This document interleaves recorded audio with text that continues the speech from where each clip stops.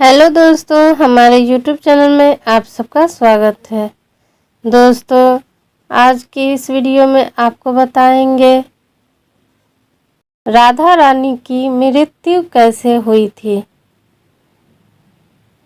ये एक पौराणिक कथा है। राधा रानी की मृत्यु कैसे हुई थी, आज की वीडियो में आपको बताएंगे।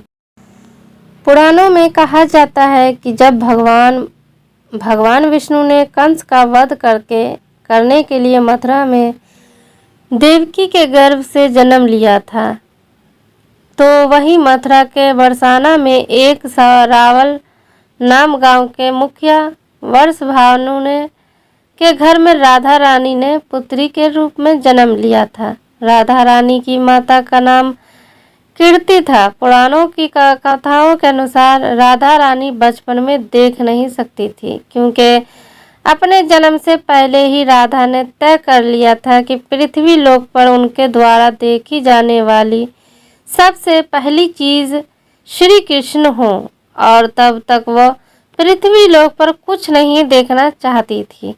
राधा कृष्ण का यह प्रेम पृथ्वी पर जन्म लेने से पहले ही अंत था।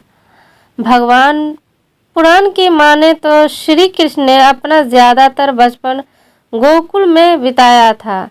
उनकी दिव्य शक्ति के कारण उनकी चर्चा चारों ओर फैली। साथ ही कृष्ण और राधा के प्रेम के बारे में उस समय में पूरे गोकुल को पता था, क्योंकि श्री कृष्ण और राधा 8 साल की उम्र से ही एक दूसरे को प्रेम करने लगे थे। जहाँ हमेशा गोपियाँ श्री कृष्ण की मुरली की धुन पर नृत्य करती थी, वहीं राधा श्री कृष्ण की मुरली की धुन में खोई हुई उनके निकट ही बैठ जाती थी।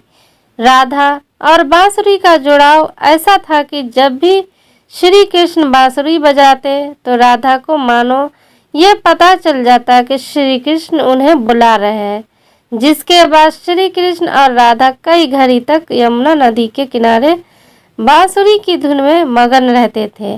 कई बार गोपियां भी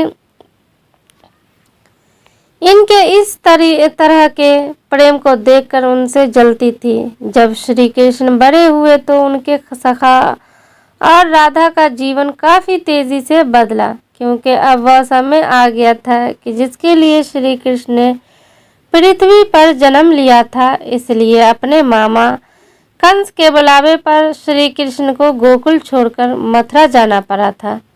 मथुरा जाने से पहले ही श्री कृष्ण ने आखिरी बार राधा रानी से भेंट की थी।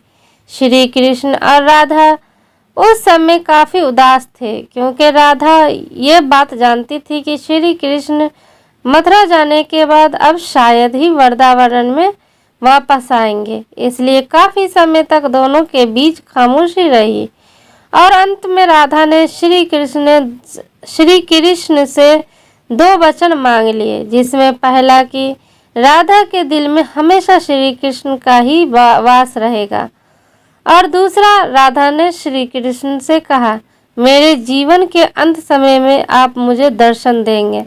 श्री कृष्ण राधा के दुखों को समझते थे, और वह यह भी जानते थे कि राधा शायद उनके वियोग को सहन नहीं कर पाएगी। इसलिए श्री कृष्ण ने राधा से एक वचन लिया कि तुम मेरे जाने के बाद मेरे वियोग में कभी भी आंसू नहीं बहाओगी। इसके बाद श्री कृष्ण अपने भाई बलराम के साथ मथुरा पहुंचे थे, और अपने मामा कंस का वध करके अपने माता पिता देवकी और वासुदेव को जेल से मुक्त करते हैं। कृष्ण द्वारा कंस का वध किए जाने के बाद सभी मथुरा वापस खुशियां मनाते हैं, परंतु जब ये समाचार कंस के ससुर मगधराज जरासंध को मिलता है तो वह आग बबूला हो जाता है तथा अपनी विशाल सेना लेकर कृष्ण पर आक्रमण करने चल पड़ता है।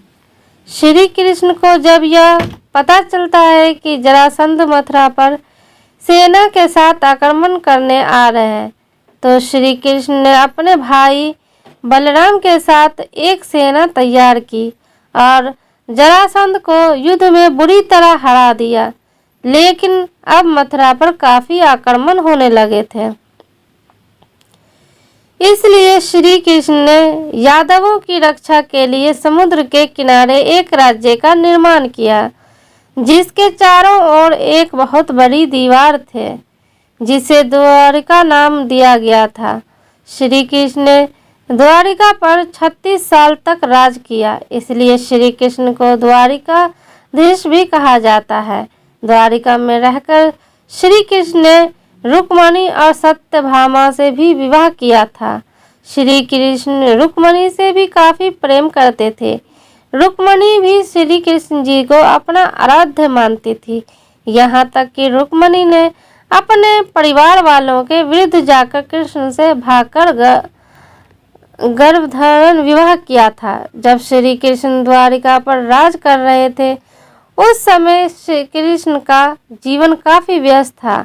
वहीं राधा रानी वृंदावन में बैठी थी। श्री कृष्ण की यादों में खोई हुई थी। श्री कृष्ण अपने जीवन में व्यस्त भले ही थे, परंतु उन्होंने राधा को कभी नहीं भुलाया। कई बार तो उनकी पत्नियां भी उनके और राधा के प्रेम को देखकर जलती थी, क्योंकि सोते जागते कृष्ण राधा नाम ही जपते थे, मानो राधा का प्रेम ही श्री कृष्ण के लिए कोई शक्ति हो। कुछ कथाओं में ये भी लिखा है कि ब्राह्मण जी ने खुद आकर बचपन में ही राधा रानी और श्री कृष्ण का विवाह करवाया था, लेकिन धर्म ग्रंथों में इसके बारे में कहीं उल्लेख नहीं मिलता है। केवल श्री कृष्ण से वियोग के बाद राधा श्री कृष्ण की भक्ति में लग जाती है।